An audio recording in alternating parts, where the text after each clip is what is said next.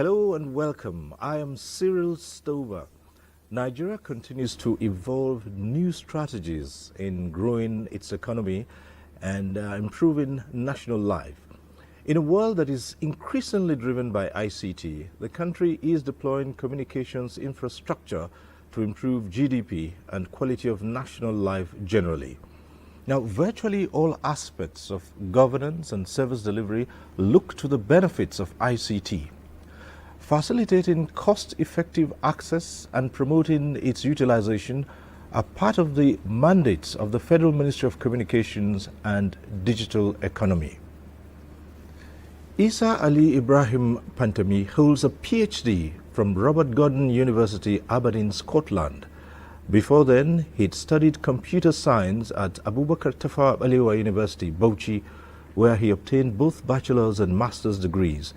At various times, he was at Harvard University, Massachusetts Institute of Technology, Cambridge University, and several others. Now, his working life cut across Abubakar Tafawa Balewa University, Bauchi, Islamic University, Medina, and the National Information Technology Development Agency, NITDA, where he was Director General Chief Executive Officer. In August 2019, he was appointed Minister of Communications, and barely 2 months later, in October, President Buhari approved the redesignation of the ministry as the Federal Ministry of Communications and Digital Economy. Today, the Minister, Dr. Isa Ali Ibrahim Pantami, is my guest. Minister, welcome to One on One. Thank you very much, Mr. Sirius Stover. Right. Now, the Ministry of Communications and Digital Economy. Now, Nigerians are used to just communications, and okay, 2 months after you assumed office, the President approved the designation as Ministry of Communications and Digital Economy. Many people would want to know what led to that. That's one aspect of it. So let's begin with it. Thank you very much for asking a very important question. Firstly, if you look at global practice today, the focus is on digital economy rather than communications or obsolete ICT. And this is the position of our World Economic Forum, that the focus will be more on digital economy, is the position of International Telecommunications Union, which is an arm of the United Nations. The reason, if you look at it carefully, there are three key words there. We have communications, we have digital, and we have economy. So communications is just the channel, while digital is the content passing through the channel of our communications. And the central focus is the economy, to promote the economy of your country. So the three words are interwoven. You have communication as the channel, and the content passing through the channel is the digital content. And your target, your vision is to drive your economy. So this is why we have three words as the key words of describing the ministry. And this is the position of our World Economic Forum, that of International Telecommunications Union, and many more. And it is because of this that Mr. President has approved the redesignation of the ministry from Federal Ministry of Communications into Federal Ministry of Communications and Digital Economy. And prior to that, many countries have Ministry of Digital Economy. We have it under United Nations. We have it even in Scotland as a country, even in Africa here like Burkina Faso, and even the country like Togo. If you go to Asia, countries like Thailand and many more. So these are some examples where their country established a Ministry of Digital Economy in order to diversify their economy. All right, well, Minister, I suppose that brings us to the National Digital Economy Policy and Strategy. With this redesignation, Nigerians are looking to how this ministry can play the key role that's needed in diversifying and developing the economy. What's the policy and strategy here? Thank you very much. I think diversifying the economy is one of the key priorities of President Muhammadu Buhari, GCFR.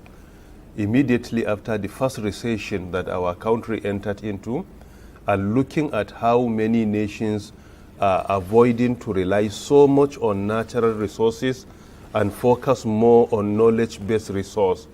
Mr. President is so passionate about diversifying the economy of the country, and this is Ministry of Communications and Digital Economy is one of the ministries that he focuses more on in an attempt to diversify the economy of our country, particularly to avoid our too much reliance on the oil and gas.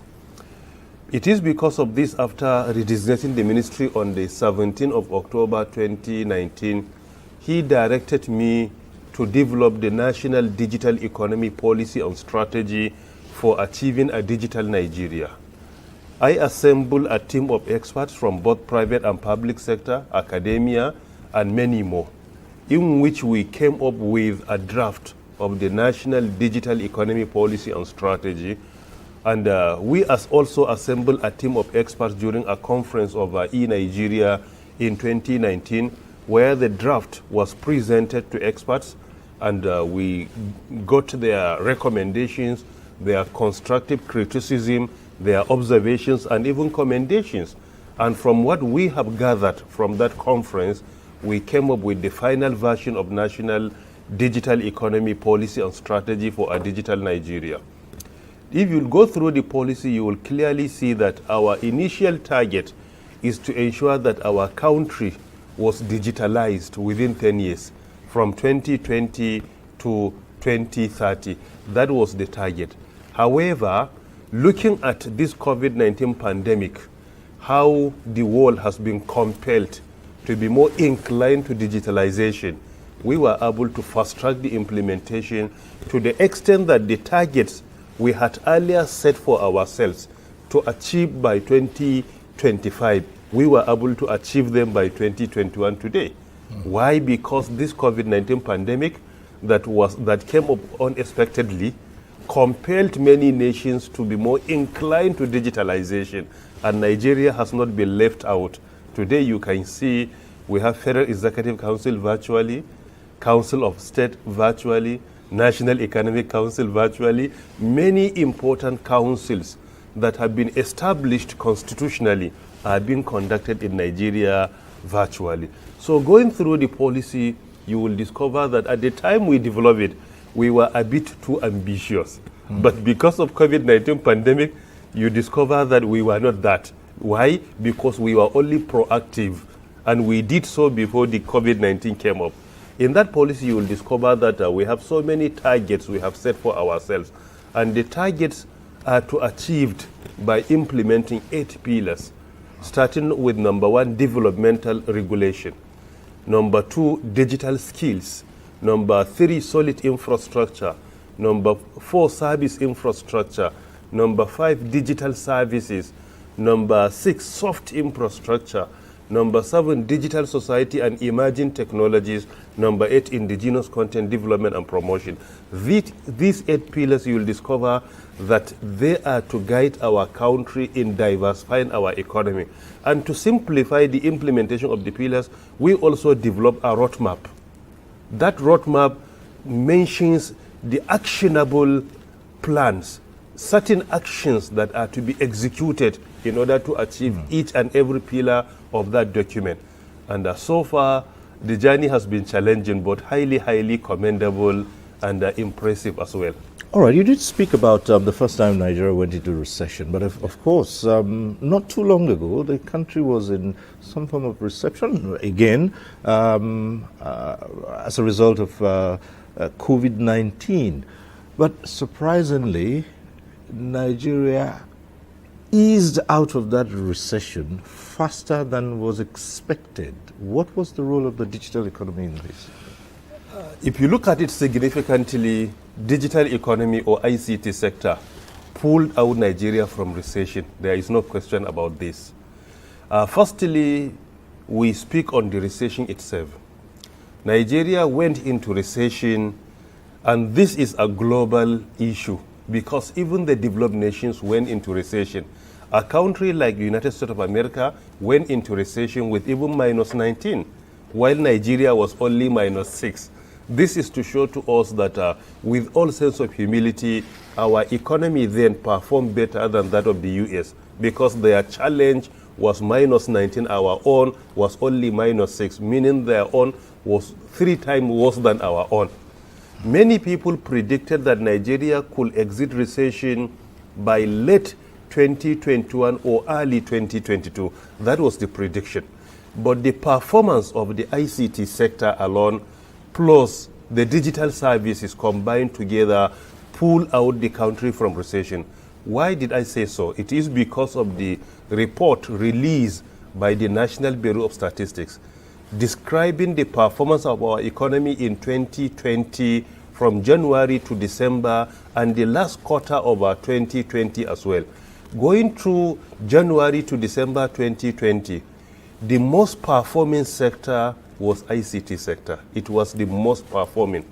The growth rate of ICT sector throughout the year was 12.90%, followed by another sector that grew by only 3%, meaning that ICT sector grew more than 4 times the second most performing sector. Furthermore, in the fourth quarter of 2020, ICT sector grew by 14.70%, followed by another sector which grew by 3.41%. And in that quarter, you will discover that ICT sector grew more than 4 times the performance of the second most performing sector. Not only that, if you consider the remaining 6 sectors, ICT number 1, then consider from second position to 7th position, you will discover that the sectors there are agric, health, public admin, construction, real estate. If you combine all of them, all the remaining 6, you will discover their growth rate was 14.21%, right, while ICT was 14.71%, meaning that ICT performed better than all the 6 remaining sectors combined together. Not only one, all of them combined together, ICT did better than all of them. So this is a clear indication that you'll discover that the minus that arises as a result of decline in oil and gas was complemented by ICT, even more than it grew more than 2 times the minus of the oil and gas sector. So this is a clear indication that ICT sector performed the greatest role in pulling our country out of recession. The statistics are outside there for everyone to see. Okay, so, well, the ministry has set itself a number of targets and goals to achieve, and one of them happens to be a question of the national ICT parks, and we like to look at that and see what are the stages and what have you set yourself, well, within the period that you run this, run the strategies, what are the targets that you have, key performance indicators?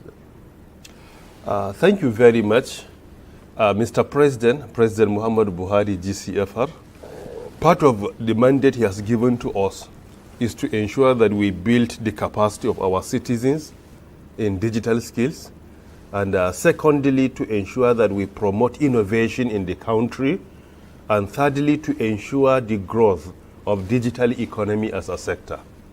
In order to achieve that, we develop certain policies that will guide the federal government, particularly its parastatals that have the mandate of ICT development, to execute the policy and ensure that we deliver the mandate that has been given to us by Mr. President. It is in that direction we develop certain policies that we could discuss in the next few minutes. These policies brought about some centers to be established here in Nigeria. Most of them are starting with Abuja, like the National ICT Park. Initially, National ICT Park was in the pipeline for over 10 years. But it is only now within 1 year we were able to get the approval of Mr. President, and at the same time make a presentation before the Federal Executive Council where it was approved, and now we have started the project immediately. Why? Because it is a center that we plan to establish where our young innovators, young citizens who have some crazy and disruptive ideas. When I say crazy ideas, I mean extremely good ideas that will come there to be mentored, to be taught, to be guided, and to give all the necessary support they need in order to at least make us proud. This is what we have started doing. Part of the National ICT Park, we plan also to establish a museum where our own journey in ICT sector are going to be kept there. From the time ICT emerged in Nigeria to where we are today. So this is part of what we have also planned to establish. So the National ICT Park will be a center where we develop the skills of our citizens. We bring together our young innovators. We mentor them. We incubate their ideas. And we also ensure we promote their innovation. And we encourage federal public institutions to deploy the innovations where necessary. It is an approach of what Mr. President has been agitating, that we produce what we eat and we eat what we produce. This is not only restricted to the physical meaning of producing what we eat, but rather it requires logical interpretation, that even in ICT, we need to give more emphasis on what our innovators produce, and we should give priority and preference to it. In addition to that, we also have other centers in place. We have established National Center for Artificial Intelligence and Robotics here in Abuja. It is the first of its kind in Africa. I develop a policy on behalf of the federal government, and part of the implementation of that policy, the National Information Technology Development Agency was mandated to establish the center, and federal government has given all the support, and the center has been established. And today we have young innovators there with their ideas on artificial intelligence and robotics working in the center. It is free for all Nigerians that have any idea to come to that place and enjoy the facilities we have. In addition to National Digital Innovation and Entrepreneurship Center. These are only some examples of what we have been doing, and there are many in the pipeline. No, while we're on the subject, let me just bring this to you. And it's speaking about skills. You did mention as one of those 8 areas, digital skills, and this is what the National ICT Park proposes to develop among young Nigerians.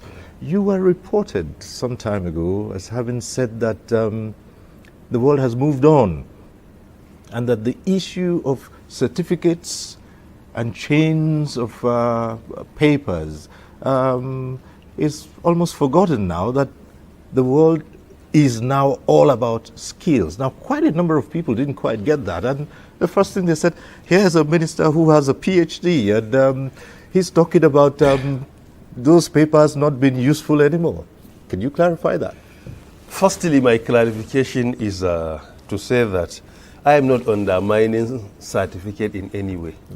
As you yourself briefly explained at the beginning of the program, the universities I attended, like ATBU from Nigeria here, Robert Gordon in the UK, United Kingdom, Harvard University in the US, MIT, IMD in the US, and also in the Switzerland, and also Cambridge University. I was also in Oxford University, where I was taught on the strategic leadership and many more. So these are the most prestigious universities globally. With all sense of humility, I have been blessed to attend the institutions, and I'm grateful to the Almighty. However, my statement was, certificate is supposed to be a validation of skills. Right. In a situation where someone obtains a certificate, and that certificate fails to validate any skill with him, then the aim of acquiring that certificate has been defeated. Today in Nigeria, I said we must change our perception and our mentality.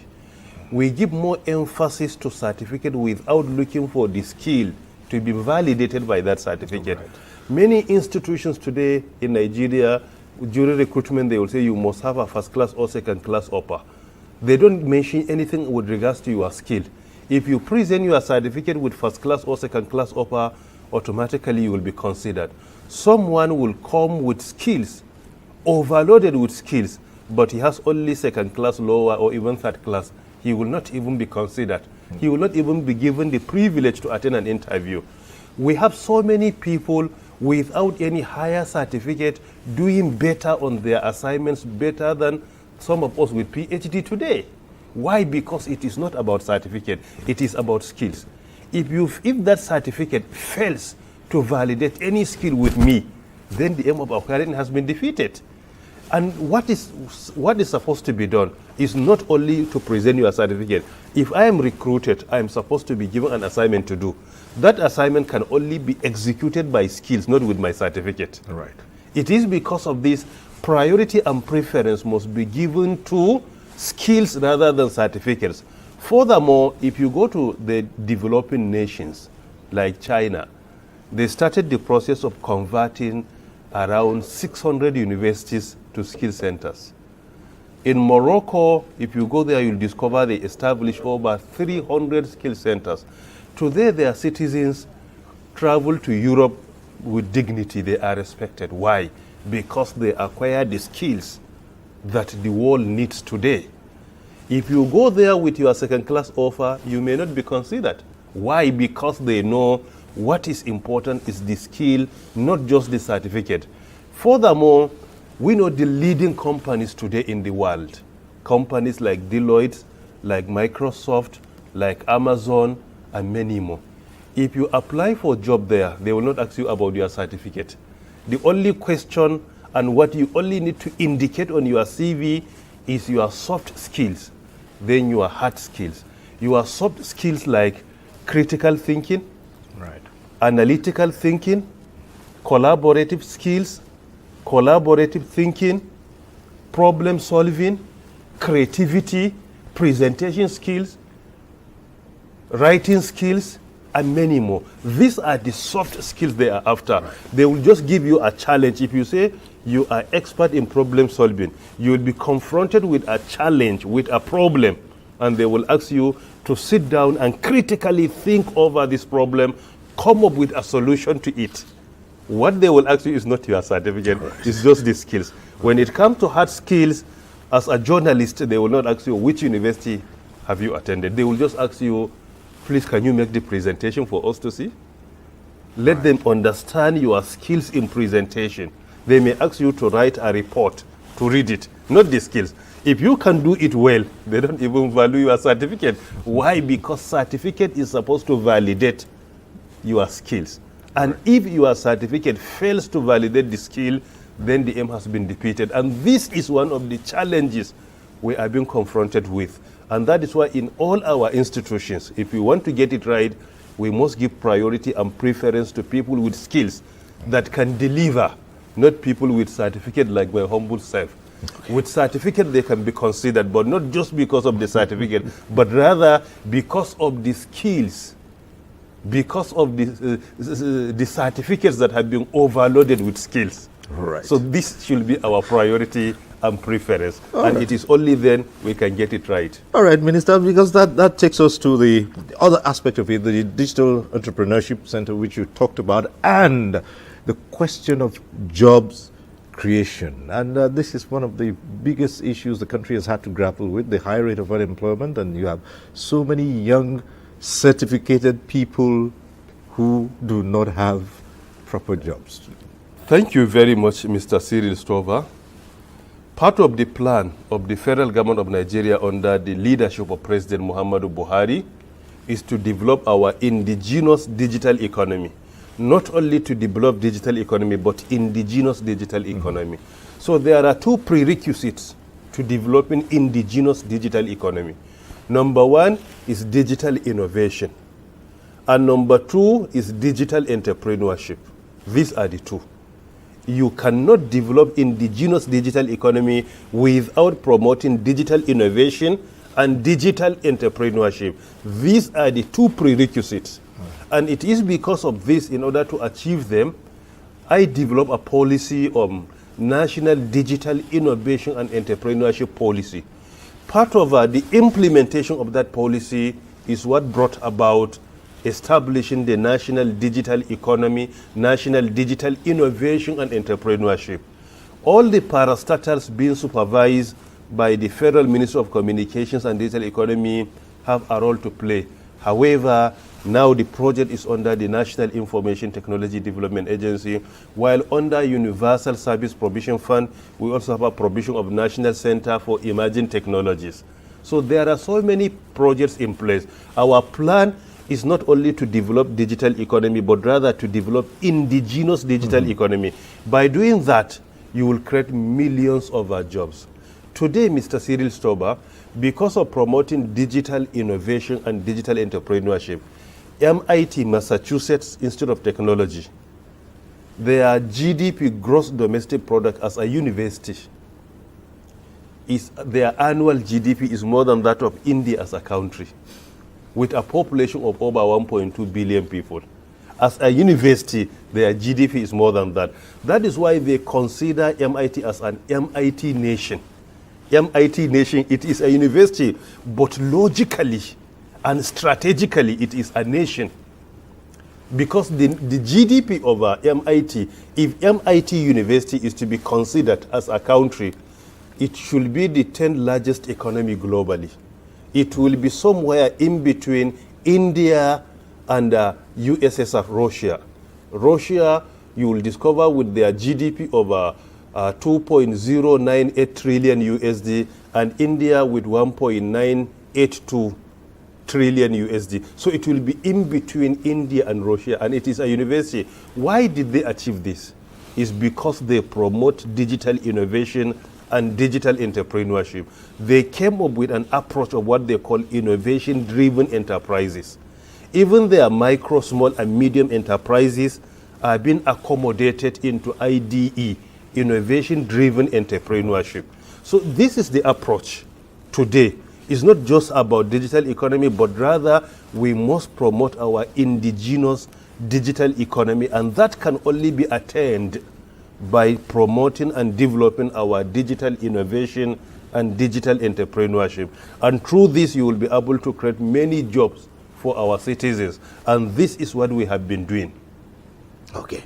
Well, this should take us to the question of the broadband plan, which you do have. And for long, this has been sitting on the table. You got it wrong. Among all the policies we have developed, I think the National Broadband Plan is one of the most successful policies in terms of implementation. Within which parameters? Within this period of, let me give you an example. Okay. Based on available record, available data at our disposal, Nigeria attained 1% broadband penetration in 2000. That is 21 years ago. By 2019, when I was appointed as a minister in charge of communications, the broadband penetration was around 33%. So from 2000 to 2019, we achieved 33% broadband penetration. If you compute, you will discover that the average annual penetration is 1.7%. 1.7, because in 19 years we achieved 33. But from 2019 August to November 2020, a little more than 1 year, we achieved more than 10% broadband penetration instead of the annual 1.7%. There wasn't any time in the history of this country that more than 10% broadband penetration was achieved, except from 2019 August to 2020. Yeah, with due respect, Minister, that may well be so, but what would be, I don't want to use the word ideal. Okay. What should it be? It's okay. 1.7, and then in 1 year you're doing 10%, but where should we be actually? Our target, if you go through National Broadband Plan, firstly, Nigeria had the first plan, which expired in 2018. Since it expired early 2018, there wasn't any plan in the country throughout 2018. And from January up to August 2019, there wasn't any plan. All right. It was only when Mr. President assigned me to supervise the communication sector then, I immediately discovered there wasn't any plan. All right. And the first thing I did was to also assemble a team of experts to come up with a plan for 2020 to 2025. And that team of experts was chaired even by the private sector, because private sector is to drive the implementation. The CEO of Men 1, Funke Opeke, a lady, was appointed to chair the committee, and they developed the plan. And the plan was unveiled and launched by Mr. President on the 19th March 2020. It was the last official assignment of Mr. President outside the State House before lockdown because of COVID-19 pandemic. However, looking at time constraint, we were doing two things simultaneously, developing the policy and also implementing it. That implementation was through addressing the challenges to broadband penetration in Nigeria. We were addressing the challenges like the issue of our right of way, issue of critical infrastructure, vandalization of ICT infrastructure, and many more, addressing the issue of multiple taxation and many more. So at the time we were developing the plan, we were also addressing the obstacle and the barriers to broadband penetration in Nigeria. In that policy, we came up with 4 pillars. Number 1 is infrastructure. Number 2 is policy itself. Number 3 is demand drivers. Number 4 is funding and incentives. And under these 4 pillars, there are 55 initiatives that are to be implemented to ensure that this policy is implemented successfully. Okay. Under infrastructure, we have 23 initiatives. Under policy, we have 12 initiatives. Under demand drivers, we have 13 initiatives. And under funding and incentives, we have 5. So we have around 55 initiatives. And if these initiatives are implemented, then we can say we are successful. Okay. In summary, the target of that policy we developed is to ensure that we have broadband penetration of 25 MB per second in urban cities, and a minimum of 25% MB per second in urban cities, and a minimum of 10 MB per second in rural areas. And secondly, we want to ensure that by 2025, 90% of our population, a minimum of 90% of our population do have access to broadband penetration. Okay. Also, when it comes to landmass, which Nigeria is around 980,000 square kilometers, we want to ensure that a minimum of 70% of our landmass will have access to broadband penetration. By the time I was appointed, the average amount of 1 gigabyte of data was 1,200 naira. Our target by 2025 is to ensure that it is not more than $1 at the government exchange rate, that is around 380 to 390. As it is today, the average price of one data is less than 500 naira, from 1,200 in 1 year. But it's still work in progress, Minister, because some will tell you that it is still on the high side. But before you say it is in the high side, what is important for you to do is to determine the price of the production of 1 gigabyte of data. Because you cannot, if you want to reduce the price, you must reduce the cost of production. This is all about that. Firstly, today in Nigeria, we don't have power. Companies producing data in Nigeria, they manage 22,800 generators every day. For you to fuel 22,800 generators, to provide staff for all of them to maintain them, don't you think that this will affect the price, the cost of production? Secondly, we engage many ad hoc staff, sometimes security institutions, to protect the infrastructure because of so much vandalization. Thirdly, in so many states, we are having multiple taxation. And this is one of the issues we are addressing. Even 2 weeks ago, through National Economic Council, I made a presentation before our governors to address the issue of multiple taxation. One tax will be paid 4 times in some states. For example, while laying cables, based on the agreement of National Economic Council, Nigeria Governors Forum is 145 naira per linear meter. In some states, if you go along the highways, Ministry of Works and Housing is mandated to collect the tax. NIWA may come up and say, okay, this is highway, but it has gone over a river, and this is our constituency, you must pay right of way. A state governor will say, but it is true by state, you must pay it. That will be paid again. And a local government chairman will come and claim that it is true by local government. So it is the same thing, but it will be paid 4 times. So because of this, if you want to bring down the cost, you must address the cost of production. And this is what we have started doing.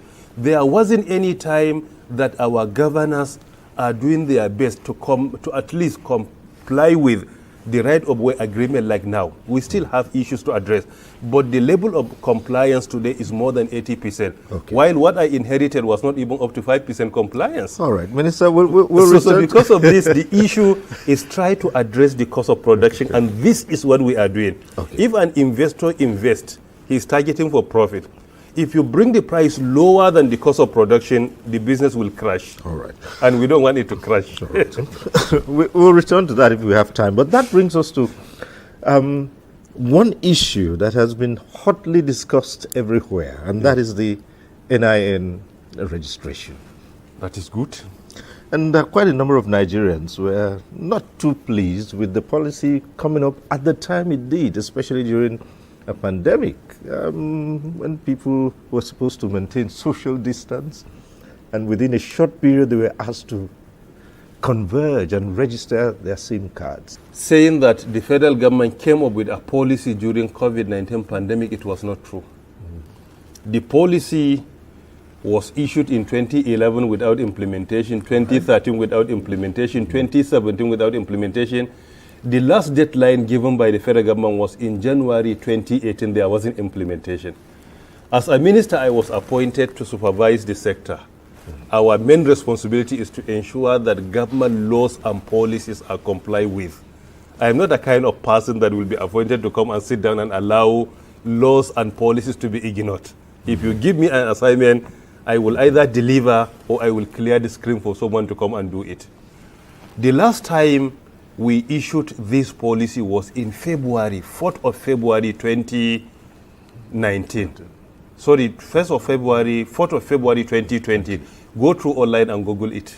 You will discover, including NT8 covered that federal government said that by 1st of December 2020, that policy must be implemented. Any line without linking to NIN number should be blocked. So look at it. It was even before COVID-19.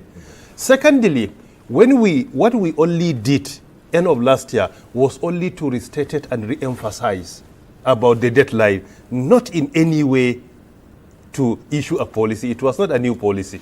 The last time we issued the revised version of the policy was in February 2020, and 10 months were given. Then there was nothing like COVID. Secondly, it's a simple question, let me ask you. This national identity number is a number that is required by law. It's a mandatory number for all citizens, according to National Identity Management Commission, 2007 Act. The law that establishes NIMC says that after approving the law, citizens were given only 60 days to ensure they obtain the number. So by implication, any citizen who fails to obtain it since 2007, after 60 days, he has already committed the crime. This is what the law says. And even if there is excuse, only 180 days were given to citizens, maximum of 180. So the law was approved in 2007. And we asked you to submit in 2020. Then you said, let me go and get it. Why you spend 13 years without obtaining a number that is mandatory by law? That the same NIMC Act says, under Section 27, any citizen who opens a bank account without national identity number is a crime, is an offense. Any citizen who obtains voter's card without national identity number is an offense. Any citizen who pays tax without national identity number is an offense. Any citizen who collects pension without national identity is an offense. Any citizen who enjoys federal government services without obtaining national identity number is an offense. So virtually the entire population would have committed an offense. So ignorance is not an excuse. Including the millions of voters who voted during the elections. This is what the law says. I'm only repeating the law for you. Okay. All right. Okay, Minister. Well, so if you go to Section 29, right, the law says whoever commits what I have mentioned in Section 27, he can be fined or imprisoned or both of them. All right. So because of this, the simple question is, why did some citizens fail to obtain the number because of the law?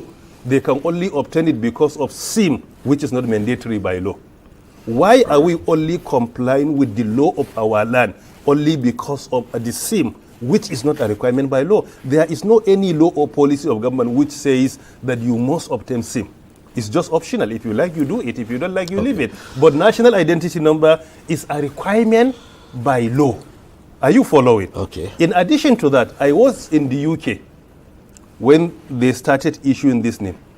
When I read the law there, I came to Nigeria purposely because of national identity, and I enrolled, and I went back to the UK. Okay. What brought me to Nigeria only to come and enroll, and I went back for many years. Why? Because this is what the law says.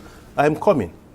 And this is not only in Nigeria. Go to many developed nations. Can you go there and stay and work as a citizen or as a legal resident without number? Can you go to United States without social security number? It's impossible. Can you go to the UK without national insurance number? Can you go to India and work without Aadhaar number? Can you go to to Saudi Arabia and work without their Iqama number? It's impossible. So this is the foundational ID. Okay. It is the foundation of building economy, foundation of our security. It is the foundation of even national planning. Today, we don't even know our population. Why? Because we couldn't get national identity number right. If you have that database in place, 100% intact, you don't have any challenge of population. You don't have any challenge in your national planning. You don't have any challenge in your education. The database is there for you to utilize. And the issue of harmonization, by law, the only primary identification of a citizen is national identity number, not your passport, traveling passport. All right. It is by law.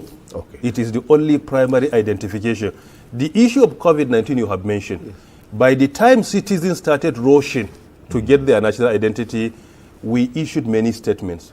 We notified security institutions that the system has been relatively automated. What you are to do, download the form at home, complete the form, go and submit it. And if you submit it even online, we usually issue the list of people to be enrolled every day. Okay. In each center, you will go and see the names fixed there.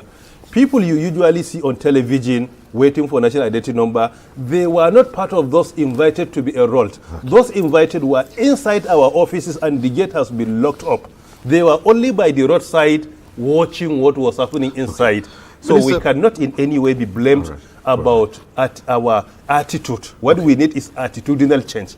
If I'm not invited for today to be enrolled, I should clear the screen until my Minister, name comes up. When we started this, we had hoped that we had so much. The chapter. You open it, so next time you should be extra careful. All right, Minister.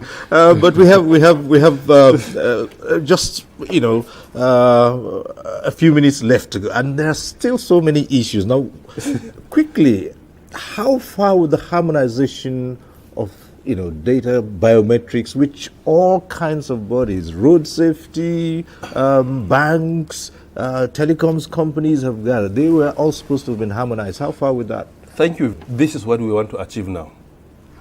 Based on the federal government law, the only primary database is National Identity Management Database. Under NIMS, it is the only primary. All other databases, they are secondary database. So what they are supposed to be, they are to access our primary database at NIMSI. NIMSI was not able to deliver its mandate for years by having the central database in place. And the major challenge, to be fair with you, has to do with funding. Of recent has to do with funding. Previous years, I may not know. But for now, has to do with funding. But if you see what we have achieved within 4 months in NIMSI, that has not been achieved for many years before, because the enrollment is really, really encouraging.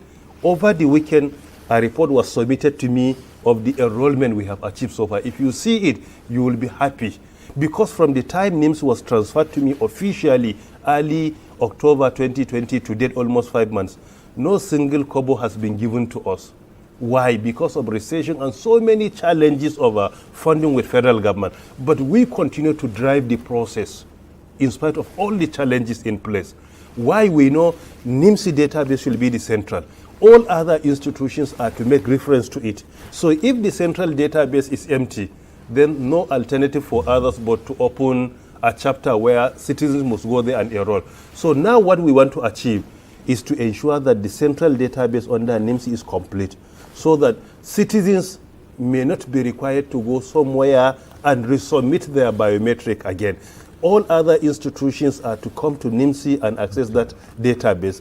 Now the issue of harmonization, which is also very important, is part of the mandate of NIMSI.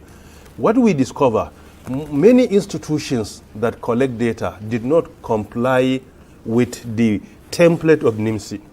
In NIMSI, you have to submit all the 10 fingers. Some of them will say 204. If you submit 204, while the central database requires 10, then you must be invited to come and do it again. This is the challenge. Now, even another challenge we are being confronted with now today, that the process of verifying your biometric in SIM and biometric in NIMSI database. We discovered that during SIM registration around 2010, 2011, biometrics were not captured correctly. Some people only come and do like this, top of their finger. So if you compare with the database of NIMSI where they have professionalism, they must capture the biometric, you will discover it will not be validated. So the major challenge now, most of the biodata we have in telecoms are not in compliance with that of NIMSI. That is why many citizens have submitted their numbers, but validation has not been done. Why? Because even if you are the same person, here you submitted your biometric like this, and for SIM you only submitted top of your finger. So how do you go around that? You'd have to start all over again, perhaps? Yeah, what we want to do, we want to finish with those that will be validated. Okay. Then we give time for others to go and resubmit their biometric. They will be invited to go and submit. But we want to continue to make the process more easier. Hopefully those who are in this category wouldn't face any sanctions or wouldn't be cut off. It all depends, really. If they are innocent, there is no reason for any innocent person to be sanctioned. No justification. Well, but most importantly, yes, at that point, what I want to say, all what we have been doing, as you said, during COVID-19. COVID-19 is an issue of health, while SIM registration and NIN number is an issue of security. Based on our mandate at the federal level, our top priority is security. During COVID-19, terrorism did not stop. Banditry did not stop. Kidnapping did not stop. Why government is encouraged to stop taking action on terminating and frustrating criminals during that period, since the criminals did not stop committing crime during COVID-19. So no responsible government will say police go home, soldier go home. Why? Because there is COVID-19. They have to do the work of security. Because why? Because criminals commit their crime during that period. It is because of this, as a government, we feel, since criminals are committing crime under COVID-19, government must continue to work in order to ensure that we frustrate the effort of criminals during that period. Secondly, if you read Constitution of Nigeria, Section 14, subsection 2, under Article B, the Constitution says the security and welfare of the citizens or of the people is the primary responsibility of the government. So our primary responsibility is security. Would you say that this action, at least you've started seeing some tangible results in terms of these registrations and criminal activities, or insolvent crimes, for instance? Have you seen to be fair with you, a lot has been achieved. All right. As you said, it's a security issue. It's not good to disclose it. Right. But to be fair with you, what we have achieved, if I can say 10%, in which criminals at least discover that telecommunication sector is no more a place where they leverage on and commit crime, the way it has reduced significantly is really, really amazing. Right. Criminals usually used to buy SIM. When they commit one crime or one communication with it, they will replace it. Today, there is no new card. Most of them exhausted their cards and they couldn't get a new one. And because of this, they are stranded. Okay. Well, we fast run out of time. So, Minister, there are just two issues I may have. Only about two issues I may have time to take on. And it has to do with some of the agencies which the ministry supervises. One of them, of course, is Galaxy Backbone. And the other, which I'll take first, is NIPOST. Now, you're a senior member of this government, and Nigerians worry when agencies of government get involved in controversial issues in carrying out their mandates. A big question is about NIPOST and the Federal Inland Revenue Service over the matter of stamp duty. And who is in charge? I think this is a very important question. There was a misunderstanding, and conflict is inevitable in governance. But what is most important is we should be matured in handling conflict. That is why there is conflict resolution in government. If you see there is no conflict, it means nobody is doing his work. But as long as that work is going to be executed, there must be conflict. So conflict is not per se the problem, but the way conflict is managed is the problem. To be fair with you, I had a meeting with Federal Inland Revenue Service. The chairman, Alhaji Muhammad Mani, was in my office. We had a very cordial discussion about how to resolve the issue. We addressed the issue amicably. And also I established a committee of all the parastatals, along with even FRIS, with the support of the Minister of Finance, Budget and National Planning, which is being chaired by the Executive Vice Chairman of NCC. I personally established the committee. They have started meeting, even beyond stamp duty, on how to work together to avoid any conflict that may unnecessarily arise in the future. In that meeting, the Postmaster General of the Federation is a member of the committee, DG NIDA is a member, MD Galaxy is a member, MD Niche Comsat is also a member, and the chairman, Federal Revenue Service, is a member. So you see, this effort brought about sanity between the two institutions. And also, if you look at the Finance Act 2020, which is to be implemented in 2021, it is clearly stated that the production of stamp is to be done by NIPOST, meaning that FRIS has not been stopped from using stamp, but they can purchase it from NIPOST. So now there is a clear line of demarcation that NIPOST should be the producer, while FRIS can patronize it and they can make use of it. So with this is a clear line that the mandate of NIPOST has been brought back to it without in any way frustrating the effort of FRIS in collecting tax for government. So both of them can work it now together, and that can be implemented because both of them are agencies of government. This is what has been achieved. Now, the other one quickly has to do with Galaxy Backbone and repositioning it. And quite recently, some concerned Nigerians were worried that Galaxy Backbone, which was set up, has not, well, in the past achieved its mandate. So what are you doing in repositioning? To be fair, the challenges of Galaxy are mainly two. Number one is about perception. There are many allegations, but they are not true. It's about perception. Why I say perception, many civil servants do not like to patronize Galaxy. If you patronize Galaxy as a federal government institution and you pay the money, it will go directly to the Treasury single account. So if somebody has any personal and mischievous interest, he will not be interested in Galaxy. Because if you pay Galaxy, government pays government. So there is not any intermediary where some people will be able to manipulate the amount to be paid. So it is because of this I know many ICT experts do not like Galaxy to be patronized because there is no any room for someone to do anything illegally and get any money. Two, obsolete infrastructure. Even before the coming of our administration, we discovered that based on history, the infrastructure of Galaxy was supposed to be replaced. Only end of last year that I presented a report before the Federal Executive Council on the need to replace some critical infrastructure of Galaxy, in which Mr. President has approved that. The money has not been released, but when the money is released for Galaxy, I believe they will discover the obsolete infrastructure and replace it. These are the two major challenges. I have been using Galaxy, and the quality is very okay for me. I have Galaxy in my office. I don't have any complaint. I attend virtual Federal Executive Council with Galaxy, and I can attend 10 meetings virtually, spending 5 to 6 hours every week without encountering a cut-off even for 2 or 3 minutes throughout. So why other people are complaining? Again, it's lack of maintenance. If you deploy the facility or the broadband of Galaxy, you have to maintain it. You cannot drive your day every day without servicing it, without replacing the oil. But people will just deploy ICT. They want ICT to be working every day without maintenance. There must be maintenance.